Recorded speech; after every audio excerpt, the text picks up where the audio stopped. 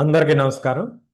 ఈరోజు మనం సెషన్లో నేర్చుకోబోయేటువంటి రిమైనింగ్ టాపిక్స్ 2.4, 2.3, 2.4 నుంచి మనం 2.6 వరకు కవర్ చేసే ప్రయత్నం చేద్దాం. So let's get started. Before we begin, small request. ఇప్పుడు దాకా ఎవరైనా సబ్స్క్రైబ్ చేసుకున్నట్లయితే దయచేసి సబ్స్క్రైబ్ చేసుకోవాల్సిందిగా రిక్వెస్ట్. ఎందుకంటే మన తెలుగు వాళ్ళందరికీ రీచ్ అవ్వాలి అనేటువంటి దాంతోనే ఈ ప్రయత్నం చేస్తున్నాం. కాబట్టి తెలుగు అండ్ ఇంగ్లీష్ ఈ రెండిట్లో మనకి ఉపయోగపడే విధంగా చేసే చిన్న ప్రయత్నం కాబట్టి మీ అందరి సపోర్ట్ని కోరుకోవటం జరుగుతుంది. So without any delay, let's begin.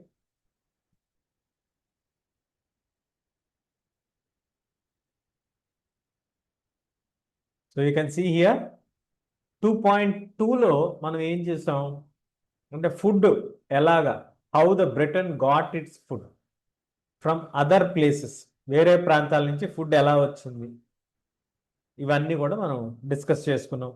దానికి బెనిఫిట్ అయినటువంటి స్టీమ్ ఇంజన్ షిప్స్, రెఫ్రిజిరేటర్స్, ఇవన్నీ కూడా మనం చూడటం జరిగింది. దాంతో నాన్ యూరోపియన్ ల్యాండ్స్, యూరోప్లోంచే కాకుండా బ్రిటన్కి న్యూజిలాండ్ నుంచి, ఆస్ట్రేలియా నుంచి, అమెరికా నుంచి, డిఫరెంట్ ప్లేసెస్ నుంచి మీట్, ఎగ్స్ ఇవన్నీ కూడా రావటం మనం చూసాం. So now as you can see here, late 19th century colonialism అంటే 19th century అని అంటే 1801 నుంచి 1899 వరకు. That is the time period for doing that time frame. అందులో early 19th century, late 19th century. Early 19th century అంటే 1801 నుంచి 1850 వరకు. Late అంటే 1851 నుంచి 1899, ఆ లేటర్ పీరియడ్ అంటే రెండవ భాగంలో అనేటువంటి అర్థం వస్తుంది. So trade flourish and markets expanded. Trade బాగా ఫ్లరిష్ అయింది, వ్యాపారాలు బాగా అభివృద్ధి చెందాయి, మార్కెట్ ఎక్స్పాండ్ అయ్యింది లేట్ 19th century. మరి but this was not only a period of expanding trade and increased prosperity. సహజంగా వ్యాపారం పెరిగింది, లాభాలు బాగా పెరిగాయి, వీళ్ళకి బాగా లాభాలు వచ్చాయి. కానీ అది ఒక్కటి మాత్రమే జరగలేదు. Not only a period of expanding trade. అప్పుడు జరిగింది ట్రేడ్ మాత్రమే జరగలేదు. మరి ఇంకేం జరిగింది ఆ టైంలో అంటే it is important to realise that there was a darker side of this process. దీనికి ఒక చీకటి కోణం కూడా ఉందంట. ఏమిటా చీకటి కోణం? In many parts of the world the expansion of the trade and a closer relationship with the world economy also meant a loss of freedom and livelihoods. చాలా ప్రాంతాల్లో ట్రేడ్ పేరు మీద జరిగినటువంటి లావాదేవీలు, ఒప్పందాలు ఇవన్నీ కూడా వెరసి మొత్తంగా మానవుల యొక్క, అక్కడ ఉంటున్నటువంటి ఈ యొక్క కంట్రీస్లో ఉండేటువంటి ప్రజల యొక్క స్వేచ్ఛ, వాళ్ళ యొక్క జీవన ఉపాధులు వాళ్ళు కోల్పోవటం జరిగింది. ఎందుకు ఇలాంటి పరిస్థితులు లేదా ఇలాంటి పరిణామాలు జరిగాయి అనేటువంటిది మనం చూద్దాం. అంటే ట్రేడ్ ఖచ్చితంగా పెరిగింది, అందులో ఎటువంటి సందేహం అయితే లేదు. దాంతో మంచి ఆర్థికమైనటువంటి అభివృద్ధి కూడా బ్రిటన్ తదితర ప్రాంతాలకు వచ్చింది. కానీ కేవలం ట్రేడ్ మాత్రమే జరిగిందా అంటే కాదు. ట్రేడ్ జరిగినటువంటి క్రమంలో ఒక కోణంలో అంటే ఒక నాణ్యానికి ఒకవైపున మనం చూస్తే ఈ ట్రేడ్, వ్యాపారాలు, మంచి ఆహారం ఇవన్నీ మనం చెప్పుకోవచ్చు. మరొక పక్కన చూస్తే ఒక చీకటి కోణం ఉంది. ఏమిటి ఆ చీకటి కోణం అని అంటే ఆ ప్రపంచంలో ఉన్నటువంటి చాలా దేశాలకు సంబంధించినటువంటి హ్యూమన్స్, ప్రజలకి, పీపుల్కి వాళ్ళ యొక్క జీవన ఉపాధుల పైన దెబ్బపడింది. అలాగే వాళ్ళకు ఉన్నటువంటి స్వేచ్ఛల పైన కూడా దెబ్బపడింది. మరి ఏమిటి అలాంటి పరిణామాలు ఎందుకు జరిగాయి అంటే European conquest 19th century, late 19th సెంచరీలో European conquest produced economic, social and ecological changes through which the colonised societies were brought into world economy. అప్పటి వరకు ప్రపంచానికి తెలియనటువంటి దేశాలని సైతం ఐరోపా ఖండం వాళ్ళు ఆక్యుపై చేసుకున్నటువంటి తరుణంలో ఆర్థికంగా, సామాజికంగా, అలాగే పర్యావరణ పరిసరాలలో మార్పులకు కూడా వాళ్ళు కారణమయ్యి వాటిని కాలనీస్గా మార్చి ప్రపంచ ఆర్థిక విధానంలోకి తీసుకురావటం జరిగింది. సో ఇక్కడ మీరు చూడొచ్చు, మనకి ఐరోపా మ్యాప్లో మనం చూస్తే some countries borders run straight as if they were drawn using a ruler. కొన్ని కంట్రీస్ యొక్క బౌండరీస్ని మనం చూసినప్పుడు అవి స్కేల్తో గీసినట్టుగా ఉన్నాయి, కొన్ని ఏమో డిఫరెంట్గా ఉన్నాయి. సో ఇక్కడ స్పానిష్ మొరక్కోను ఆక్యుపై చేసుకుంది, స్పానిష్ సహారాను ఆక్యుపై చేసుకుంది, అలాగే రయోడి ఓరో అనేటువంటి ప్లేసు, పోర్ట్ గుయానా, ఇవన్నీ కూడా ఫ్రెంచ్ కాలనీస్. అట్లాగే మనకి డిఫరెంట్ కలర్స్తో బెల్జియన్ అంటే బెల్జియం, తర్వాత British, French, German, Italian, Portuguese, Spanish, British dominion, అలాగే ఇండిపెండెంట్ స్టేట్స్, ఇవన్నీ కూడా మనకి ఈ యొక్క దాదాపుగా ఒక 54 దేశాలు ఉన్నటువంటి ఆఫ్రికా ఖండాన్ని ఈ 5 నుంచి 8 ఐరోపా దేశాలు ఆక్రమించుకోవడం జరిగింది. In 1885 the big European powers met in Berlin to complete the carving of Africa between them. చూసారా, 1885లో వీళ్ళు ఒక మీటింగ్ పెట్టుకున్నారంట. ఈ బెల్జియము, బ్రిటిష్, ఇంగ్లాండ్, ఫ్రెంచ్ వాళ్ళు, France, Germany, Italian, Portuguese, Spanish, వీళ్ళందరూ కలిసి మీటింగ్ ఎందుకు పెట్టుకున్నారంటే ఈ ఆఫ్రికన్ కాంటినెంట్ ఏదైతే ఉందో ఈ కాంటినెంట్ని మనం డివైడ్ చేసుకుందాం, ఇందులో మీకే భాగం కావాలి, మాకే భాగం కావాలి అనేటువంటి డిస్కషన్ కోసం వాళ్ళు మీటింగ్ పెట్టు. So it is a approach that they have followed at that time. అలాగే Britain and France made vast additions to their overseas territories. Britain వాళ్ళు, ఫ్రెంచ్ వాళ్ళు విపరీతంగా తమ యొక్క టెరిటరీస్ని పెంచుకున్నారు. అట్లాగే మీరు మ్యాప్లో చూడొచ్చు ఫ్రెంచ్ వాళ్ళు ఎలా ఈ ల్యాండ్ మొత్తాన్ని ఆక్యుపై చేశారో. ఇదంతా కూడా ఫ్రెంచ్ ల్యాండ్. అలాగే బ్రిటిష్ ల్యాండ్, ఎల్లో ల్యాండ్స్, ఈ Nigeria, Togo, Gold Coast, Sierra Leone, Anglo Egyptian Sudan, British Somalian island, British East Africa, Northern Rhodesia, Southern Rhodesia, ఇట్లా చాలా ప్రాంతాల్లో వాళ్ళు ఎక్స్పాండ్ అయ్యారు. The US also became a colonial power in the 1890s by taking over some colonies earlier held by Spain. ఇక్కడ Spain చేతిలో ఉన్నటువంటి colonies కొన్నిటిని America వచ్చి డిఫీట్ చేసి అమెరికా ఆధీనంలోకి తీసుకుంది. దాంతో యునైటెడ్ స్టేట్స్ కూడా కొలోనియల్ పవర్గా మారినటువంటి పరిస్థితి మనకు కనిపిస్తుంది. So let us look at one example of destructive impact of colonialism on the economy and the livelihoods of the colonized people. So ఇప్పుడు మనం దీని యొక్క నేపథ్యాన్ని చూసాం. ట్రేడ్ పెరిగింది, ట్రేడ్ వలన కేవలం ఒక రకమైనటువంటి సైడ్ కాకుండా వర్తకం, వ్యాపారం, లావాదేవీలే కాకుండా వాళ్ళ యొక్క జీవనాలపైన, అనేక దేశాలపైన ప్రభావం పడటం కూడా మనం చూసాం కదా. మరి దీని తాలూకా ఒక ఉదాహరణ కనుక మనం తీసుకున్నట్లయితే చూద్దాం. ఆ ఉదాహరణ ఏమి ఇచ్చారు మనకనేది చూస్తే, దానికి వెళ్ళే ముందు మీరు స్క్రీన్ పైన చూడొచ్చు. Sir Henry Morton Stanley in his retinue in central Africa. ఇది Stanley was a journalist and an explorer. ఈయన న్యూయార్క్ హెరాల్డ్ అనేటువంటి కంపెనీకి find Livingstone a missionary and an explorer who was been in Africa for several years. చాలా సంవత్సరాల పాటు ఆయన అక్కడ ఉన్నాడు. Europeans and American explorers of the time. వేరే వాళ్ళలాగా ఇంకోటి ఉంది. Stanley went with arms, mobilise the local hunters. కొంతమంది కొన్ని వెపన్స్తో వెళ్ళాడు, స్థానికంగా ఉండేటువంటి కొంతమందిని తీసుకున్నాడు, తీసుకొని వాళ్ళ సహాయంతో లోకల్ ట్రైబ్స్, ఈ ఇన్వెస్టిగేటెడ్ ఆఫ్రికన్ టెరైన్స్, కొత్త ప్రాంతాలను కనుక్కున్నాడు, డిఫరెంట్ రీజియన్స్ కనుక్కున్నాడు. జియోగ్రాఫికల్ ఎక్స్ప్లోరేషన్స్కి ఇది దారితీసింది. They were directly link to imperial projects.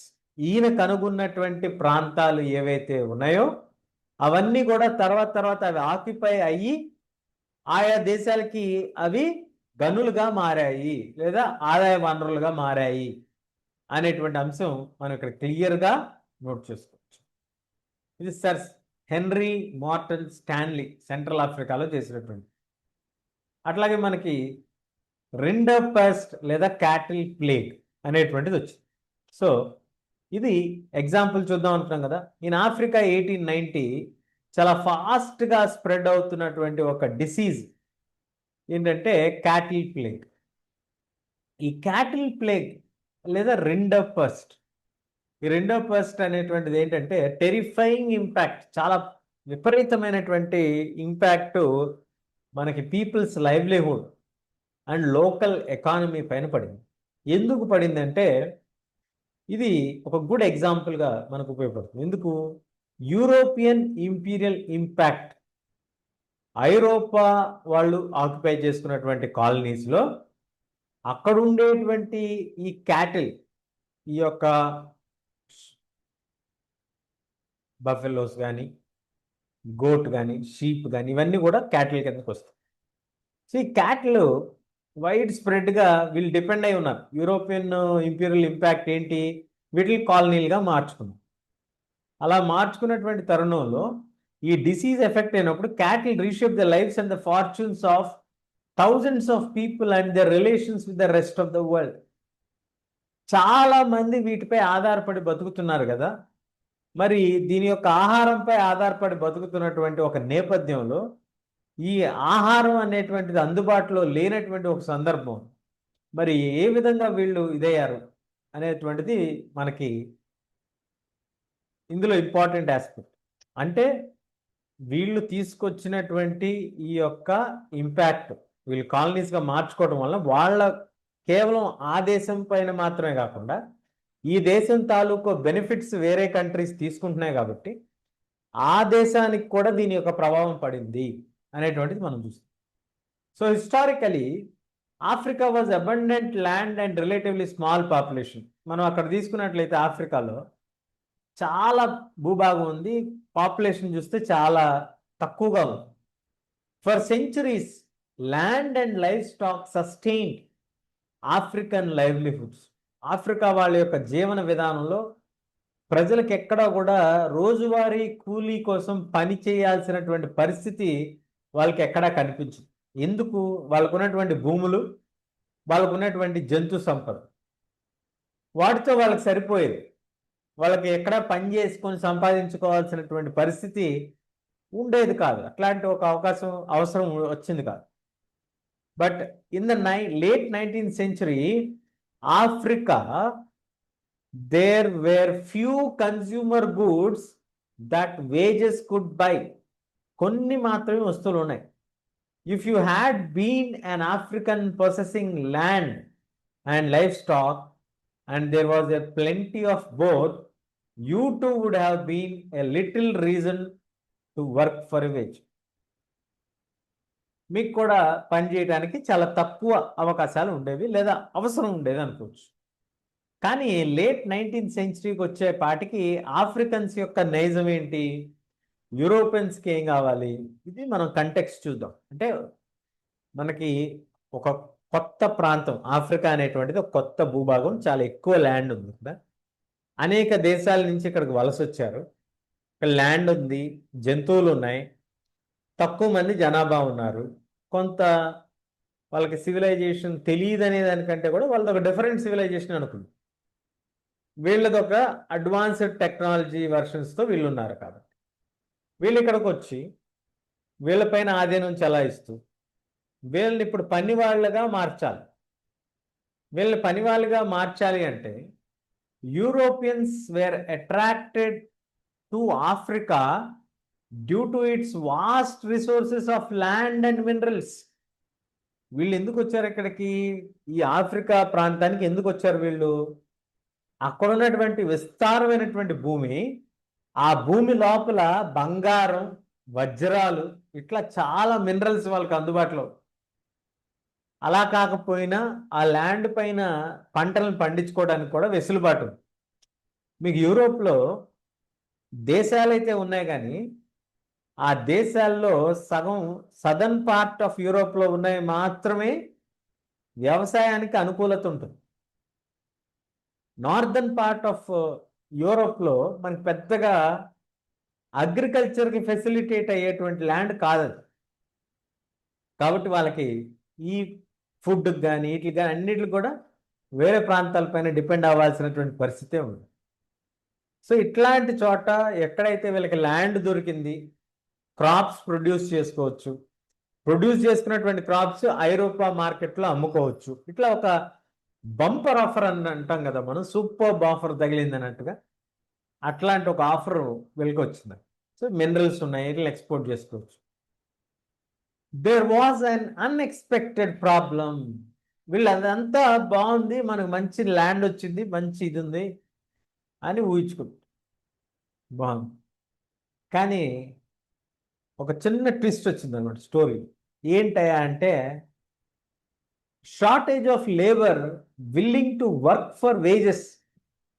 మనకు అందుకే ఇందాక కంటెక్స్ట్లో మనం చూసాం, ఆఫ్రికాలో ఎవరు కూడా పని చేయాల్సినటువంటి పరిస్థితి కానీ అవసరం కానీ వాళ్ళకి లేదు. ఎందుకు లేదు? వాళ్ళకున్నటువంటి భూములు, వాళ్ళకున్నటువంటి క్యాటిల్ వాళ్ళ యొక్క అవసరాలకి సరిపోతాయి. కాబట్టి వాళ్ళు వెళ్ళి వేరే వాళ్ళ దగ్గర పని చేయాల్సినటువంటి పరిస్థితి కానీ అవసరం కానీ వారికి లేనే లేదు.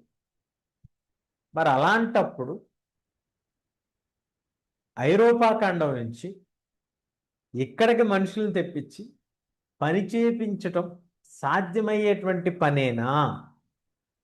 ఒకవేళ తెచ్చుకున్నా సరే, తెచ్చారే అనుకున్నా, తెస్తే వాళ్ళు ఈ క్లైమేటిక్ కండిషన్లో పని చేయగలరా? చేయలేరా? ఏం జరుగుతుంది? ఎలా వీళ్ళు ఇది చేస్తున్నారు ఈ ప్రాబ్లం నుంచి అంటే, employers used many methods to recruit and retain labour. Heavy taxes were imposed which could be paid only by working for wages on plantation and mines. వీళ్ళు ఏం చేశారు? మీకు ఎంత భూమి ఉన్నా, ఎంత ఇది ఉన్నా మీరు పన్ను కట్టాలి మాకు. ఆ పన్ను ఎలా కట్టాలి? మీరు పని చేసి కట్టాలి. మీరు పని చేస్తేనే ఆ పన్ను చెల్లింపు అవుతుంది తప్ప మీరు డబ్బు కడితే చెల్లింపు అనేటువంటి ఒక నియమాన్ని తీసుకొచ్చారు. అట్లాగే ఇన్హెరిటెన్స్ లాస్ వేర్ చేంజ్డ్. అప్పటి వరకు ఉన్నటువంటి ఇన్హెరిటెన్స్ లాస్ ఏవైతే ఉన్నాయో ఆ లాస్ని వాళ్ళు మార్చుకుంటూ వచ్చారు. The peasants were displaced from land. Only one member of the family was allowed to inherit the land. ఒక పర్సన్ మాత్రమే ల్యాండ్ ఇన్హెరిట్ చేయడానికి అవకాశాన్ని ఇచ్చారు.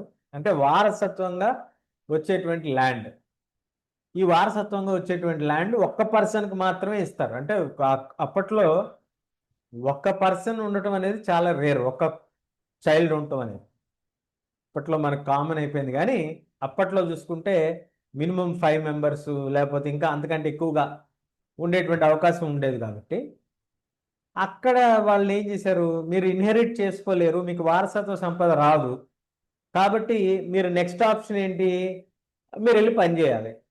ఆ పని చేసేటువంటి పరిస్థితులు వాళ్ళు కల్పించారు.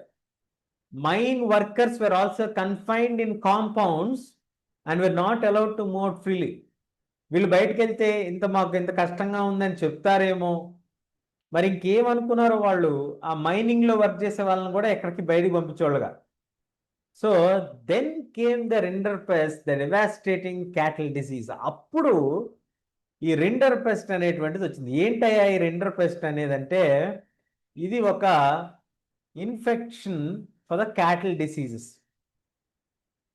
వాళ్ళకు ఉన్నటువంటి యొక్క క్యాటిల్ ఏదైతే ఉందో ఆ క్యాటిల్ అనేది వాళ్ళు ఈ ఆవులు కానీ మేకలు కానీ షీప్ కానీ గోట్ కానీ బఫెలోస్ కానీ ఆక్స్ కానీ ఇవన్నీ వీటికి ఒక రోగం అనుకోవచ్చు, ఒక జబ్బు అనుకోవచ్చు.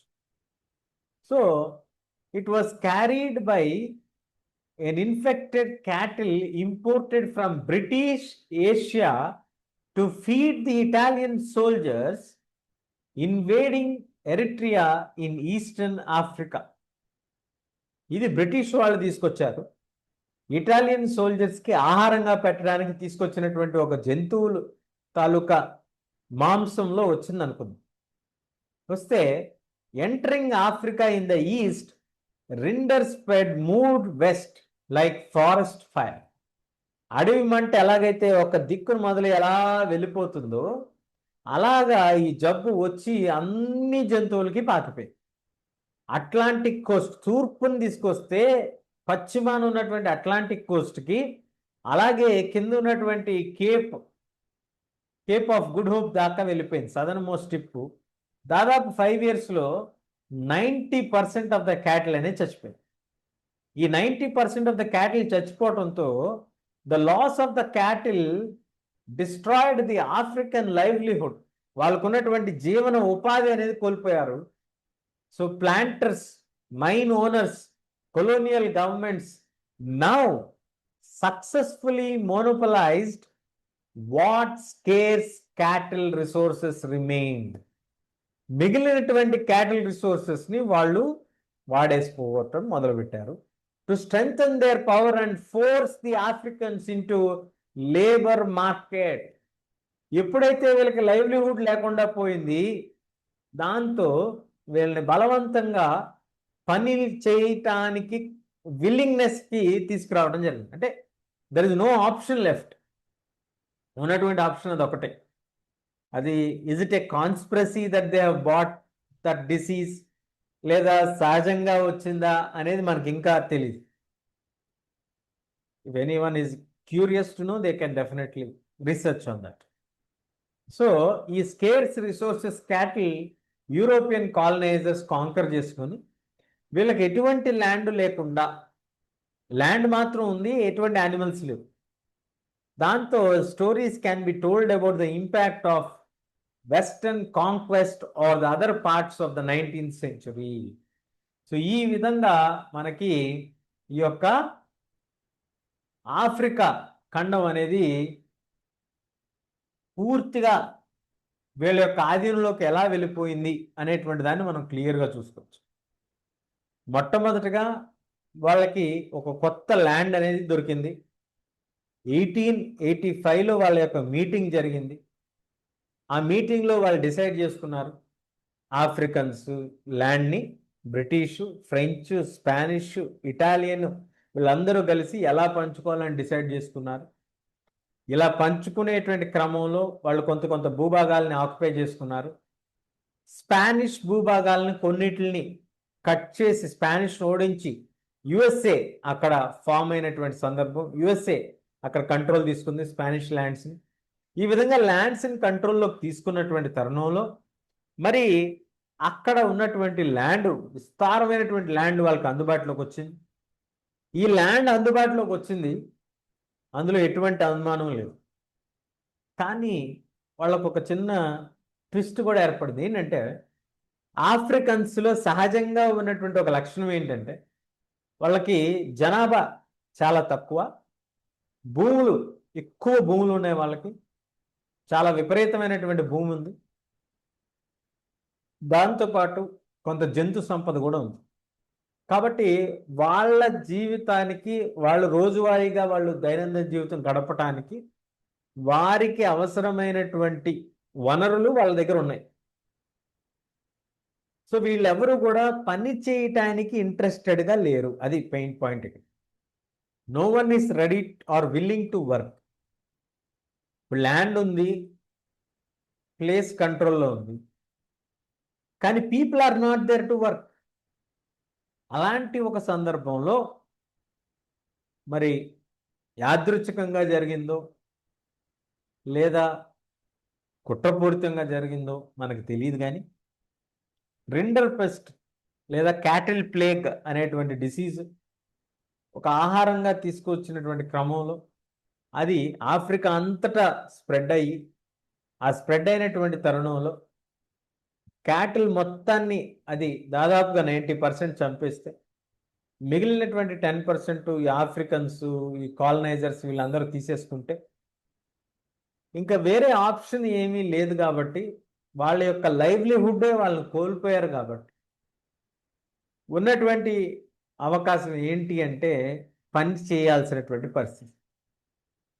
సో ఆ రకంగా వాళ్ళ యొక్క జీవనాలు, లైవ్లీహుడ్స్, వాళ్ళ జీవన విధానాలు, ఆ పరిసరాల ప్రభావం, ప్రకృతి, ఎందుకంటే మైనింగ్ స్టార్ట్ చేశారు వాళ్ళు, క్యాటిల్ చచ్చిపోయింది, ఇవన్నీ వెరసి ఇదంతా జరగటానికి అసలు మూలం ఏంటి అని మనం తీసుకుంటే ఆఫ్రికాని కాలనైజ్ చేయాలి అని అనుకోవటమే కదా. ఇప్పుడు ఇదంతా ఎందుకు చేయగలిగారు వీళ్ళు? ఆ టెక్నాలజీ పెరిగి ఆ షిప్స్లో వీళ్ళు ఎక్స్ప్లోర్ చేసి వచ్చి చూడగలిగారు కాబట్టే కదా ఇవన్నీ చేయగలిగారు. అంతకుముందు Africa was known as a dark continent కదా. ఆఫ్రికా ఎవరికీ తెలియదు కదా. ఆఫ్రికా అనేటువంటి కాంటినెంట్ చాలా తక్కువ నాలెడ్జ్ ఉన్నటువంటి కాంటినెంట్. దాని గురించి మనకి బయట వాళ్ళకి చాలా తక్కువగా నాలెడ్జ్ ఉన్నటువంటి కాంటినెంట్. మరి అలాంటి ఒక కాంటినెంట్ని వీళ్ళు ఈ విధంగా తమ యొక్క బానిసల దేశాల కింద మార్చేసుకున్నటువంటి తరుణం మనకి ఇందులో కనిపిస్తుంది.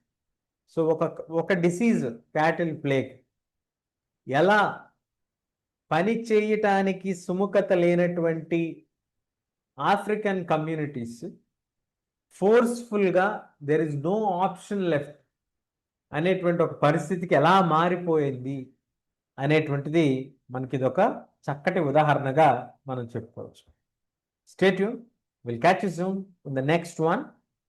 ఒకసారి సబ్స్క్రైబ్ చేసుకున్నారో లేదో చెక్ చేసుకుంటారుగా. Thank you.